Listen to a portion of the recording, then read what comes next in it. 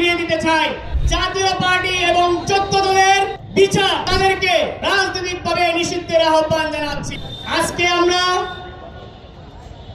এই সমাবেশ থেকে 5 আগস্ট পরবর্তী নতুন বাংলাদেশে যে ঐক্যের মাধ্যমে আমরা আগামী দিনে একটি সুন্দর বাংলাদেশ বিনির্মাণ করতে চাই, একটি গণতান্ত্রিক বাংলাদেশ বিনির্মাণ করতে চাই, জনগণের ভোটাধিকার ফিরিয়ে দিতে চাই।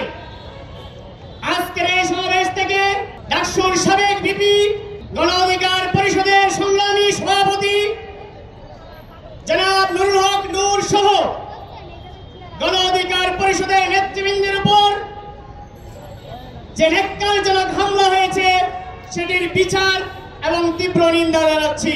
আমরা আজকের এই সমাবেশ থেকে জাতীয় পার্টি সহ বিগত ফ্যাসিস্ট আওয়ামী লীগের সহযোগী জাতীয় পার্টি এবং 14 দলের বিচার এবং তাদেরকে রাজনৈতিকভাবে নিষিদ্ধের আহ্বান জানাচ্ছি। পাশাপাশি জনাব নুরুল হক নূর এবং গণ অধিকার পরিষদের যে সকল নেতৃবৃন্দের উপর